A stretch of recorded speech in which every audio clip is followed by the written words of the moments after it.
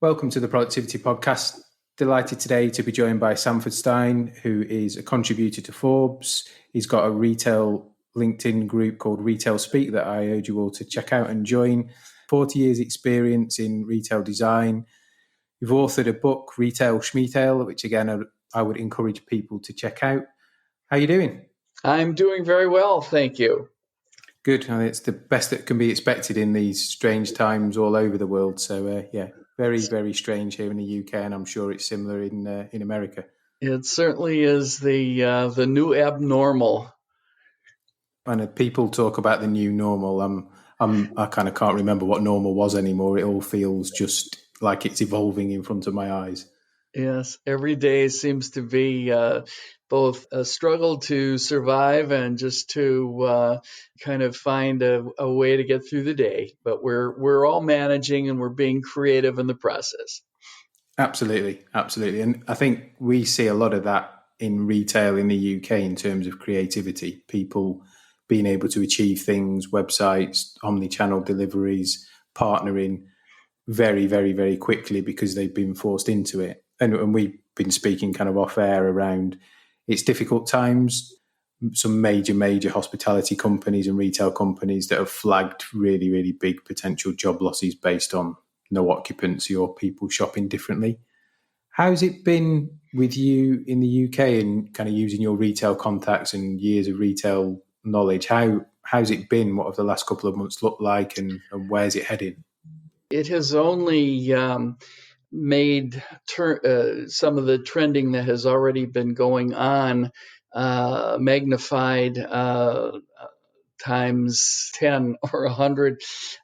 We were having challenges even before COVID. We're seeing a pretty significant washout occurring within the retail malls, which already started probably 10 plus years ago. Our department stores seem to be failing. Got a number of our staples, Chapter 11, most prominently JCPenney. We're seeing a move away from the malls and the department stores. The discounters, Target and Walmart, are picking up the lion's share of a lot of that commerce. I think that COVID ironically helped the positioning of both Target and Walmart in that they were both deemed essential retailers because they were selling grocery, and that only strengthened the loyalty to those brands. Plus, it's fair to say that while the department stores and the malls were kind of resting on their laurels, both Walmart and Target were spending considerably in terms of improving the customer experience, in terms of becoming bona fide omni-channel or unified commerce retailers who are able to meet the customer where they want to be at any given time, online, offline, curbside pickup, whatever works for the customer. They have been investing a great deal of time, money, creative energy in becoming the default department stores in our marketplace, and they're now reaping those rewards. Unfortunately, we have about 1,000 malls in the United States. It's been estimated that we'll probably see 300 to 500 of those fail in the next over the course of the next 5 years. We have an unusual set of circumstances taking place where some of the strongest mall owners in the United States are literally buying some of their specialty retailers out of bankruptcy. And this is seen both as a defense mechanism so that these mall owners still have specialty retailers in the malls. And just as a side note for your listeners, the economics of the malls in the US have always been such that the anchors or department stores often get a free ride. They're brought into the mall, the term being anchors, meaning that they're kind of the magnets that attract the consumer. And the specialty retailers are the ones that, shall we say, pay the freight. They're the ones that generate most of the income for the malls. Now, these specialties have been failing at a phenomenal rate over the course of the last 3 to 5 years, even before COVID, largely because they were overstored. There were too many of them in too many malls. They had too similar offerings. They were undifferentiated. And as the e-commerce was becoming more and more of a factor and drawing away from these specialties, too many of them resorted to discounting. They commoditized their own brands, in a lot of cases kind of out of relevance. And so they have been kind of marching in lockstep through the bankruptcy courts in the United States. As I started to say a moment ago, some of our strongest mall owners, Simon Property Group and Brookfield Development, two owners that are arguably the most successful mall owners with what we refer to as A quality malls. They have literally been buying up some of these failed specialty retailers.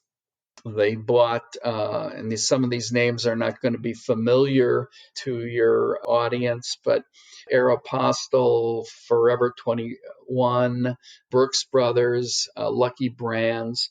These are all specialties whose dominant locations are in the malls, and they were purchased by an entity created by both Simon and Brookfield called Spark Group, who will in fact co-own and manage these brands, both online and offline, in the hopes that they will be able to sustain their place in the malls and become better unified commerce players, which is to say that one of the principles of Spark Group is a group that is famous for really managing brands across the channels.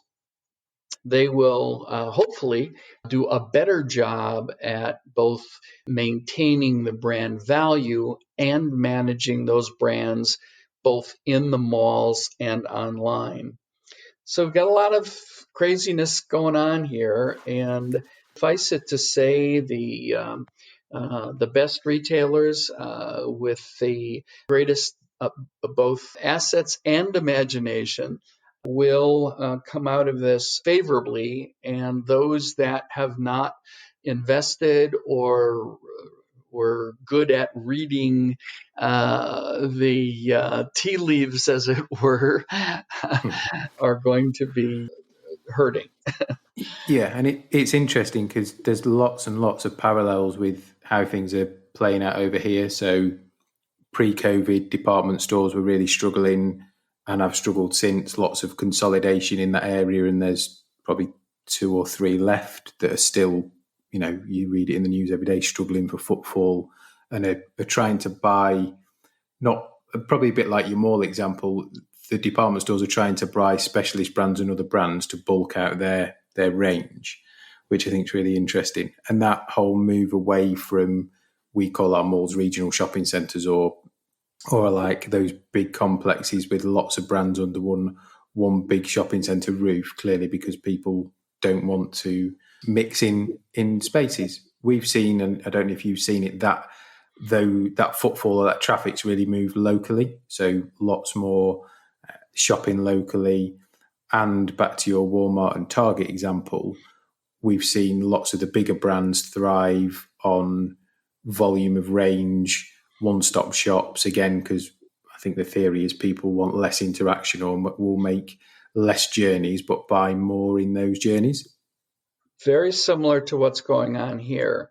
We'd like to think that some of the local and independent brands will, when things normalize, if, if that's even an appropriate term anymore, we'd like to think that some of these really well focused niche players will survive and profit. There's certainly a strong emotional draw to support local commerce. And I think that that will only continue to be the case.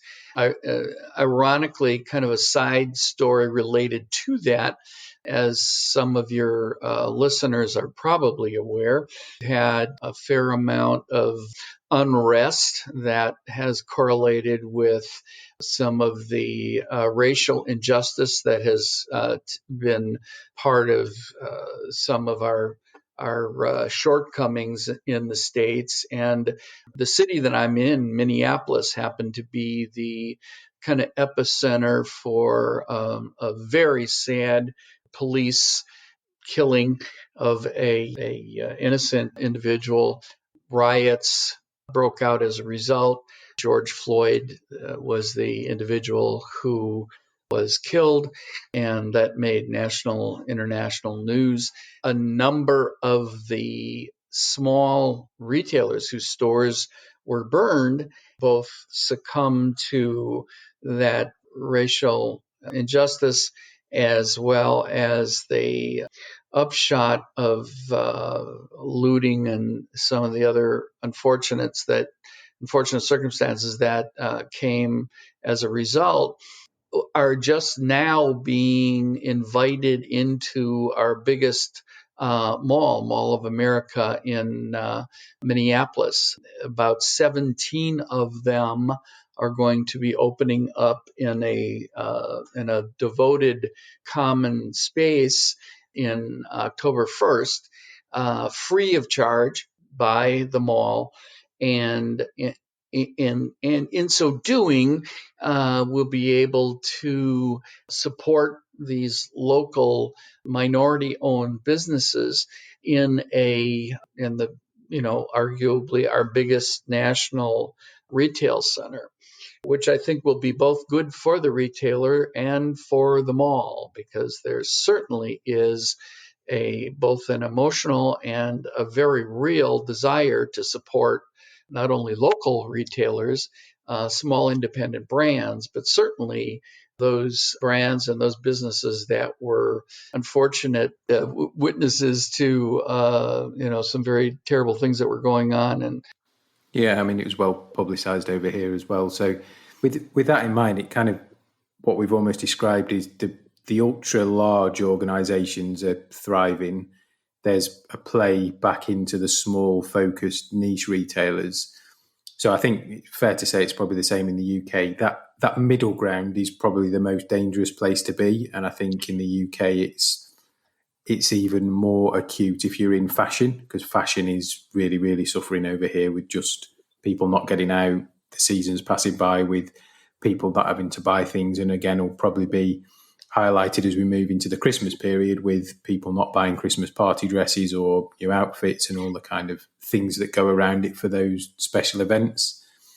absolutely. And just to touch on that as well, the other part of that dovetails into the whole trending story is the awareness of both millennials, or as we call them, Generation Y and Generation Z, the younger cohorts that come after our millennials, are all highly aware of sustainability and the damage that the fast fashion has had to the planet, and that is only feeding this feeling that the resale retail segment, the thrift stores, and some of the online resellers are doing quite well because people are recognizing the fact that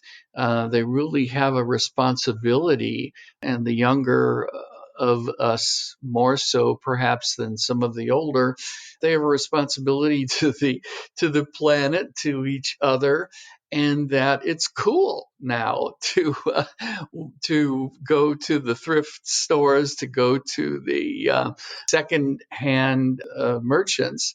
And we even have a number of the department stores that have teamed up with some of the retail resellers so that they are actually reselling goods that are secondhand, that have been refurbished, repaired, and cleaned, and that has become so significant a component to fashion retailing that it's estimated that within the next 3 to 5 years, retail resale will surpass fast fashion in the United States in terms of its dollar quantity and in terms of trending.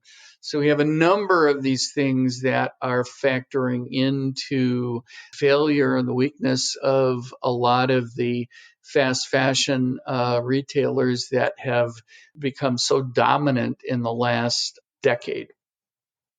Yeah, we're at the infancy with that over here. We've had resale shops, as you call them, for a while.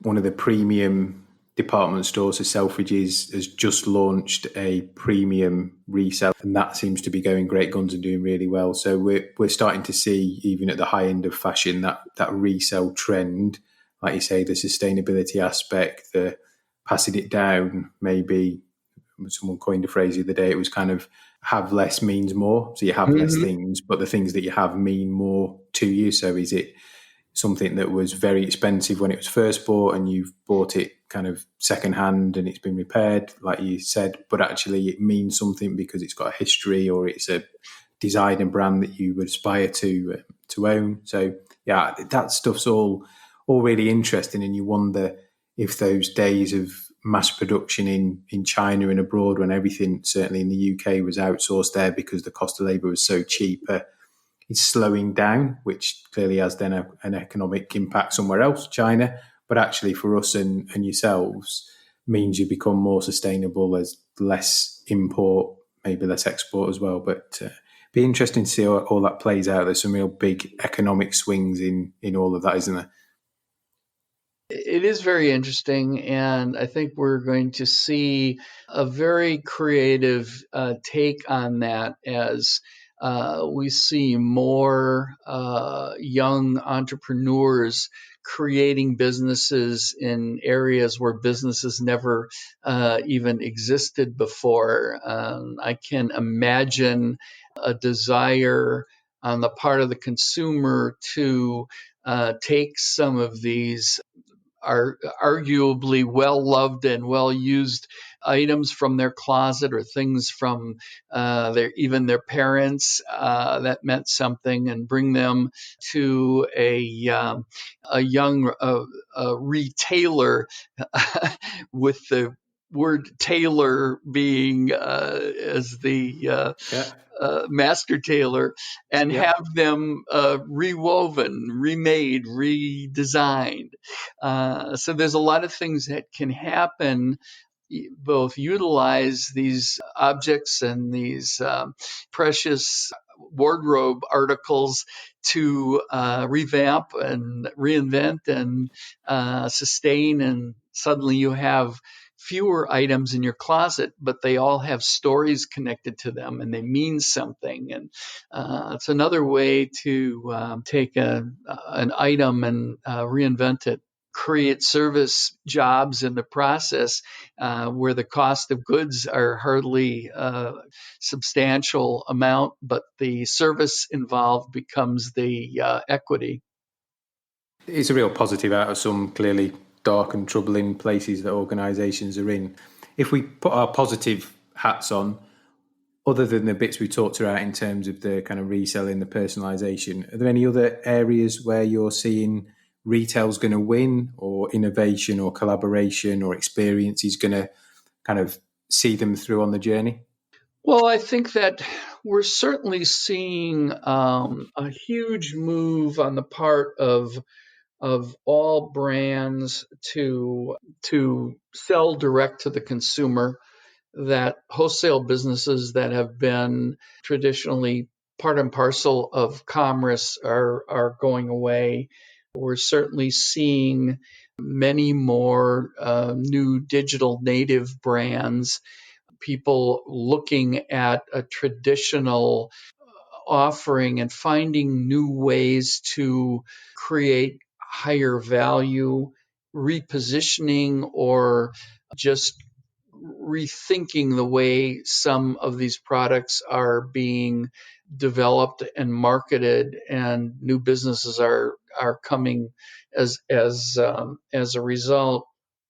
We're also seeing a huge impact of our discounters creating new brands that are in effect store owned brands.